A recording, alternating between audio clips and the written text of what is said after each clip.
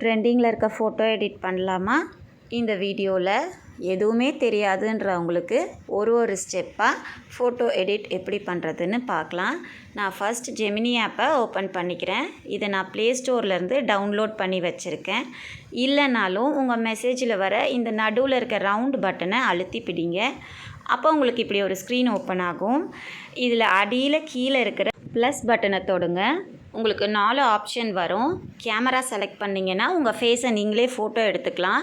நான் கேலரியை செலக்ட் பண்ணுறேன். இந்த 2வது இருக்கிற கேலரியை செலக்ட் பண்ணிங்கன்னா உங்கள் ஃபோனில் இருக்க ஃபோட்டோஸ் எல்லாமே காமிக்கும். உங்களுக்கு எந்த ஃபோட்டோ வேணுமோ அதை செலக்ட் பண்ணிக்கோங்க. அப்புறம் கீழே இருக்கிற அந்த ஆட் அப்படின்ற இடத்த செலக்ட் பண்ணுங்கள். இப்போ உங்கள் ஃபோட்டோ இதில் ஆட் ஆகிடுச்சு. இப்போ நீங்கள் கீழே இங்கே கை வச்சு ஆஸ்க் ஜெமினின்னு இருக்கிற இடத்துல கை வச்சு கொஞ்சம் அழுத்தி பிடிச்சிங்கன்னா பேஸ்ட்டுன்ற ஆப்ஷன் வரும். நான் ஏற்கனவே என்னோடய ப்ராம்ப்ட் எடுத்து வச்சுருக்கிறதுனால அதை காப்பி பண்ணி இங்கே பேஸ்ட் பண்ணிக்கிட்டேன். பேஸ்ட் பண்ணதுக்கப்புறமா இங்கே சைடில் இருக்கிறதுக்கு ஓகே கொடுத்துட்டேன். இப்போ உங்களோட இமேஜ் க்ரியேட் ஆகிக்கிட்டுருக்கு. ஜஸ்ட் செகண்ட் அப்படின்னு காமிக்குது. வெயிட் பண்ணிங்களன்னா உங்களோட இமேஜ் இதோ ஜென்ரேட் ஆகிடுச்சு. இதை நீங்கள் மேலே இருக்கிற இந்த டவுன்லோட் ஆப்ஷன் செலக்ட் பண்ணி டவுன்லோட் பண்ணிக்கலாம். இல்லைனா கொஞ்சம் அழுத்தி பிடிச்சிங்கன்னா மேலே இன்னும் சேவ் காப்பின்னு ஆப்ஷன் வருது. அதை வச்சு நீங்கள் சேவ் பண்ணிக்கலாம். இந்த ஃபோட்டோக்கான ப்ராம்ப்ட் கமெண்ட் செக்ஷனில் இருக்குது.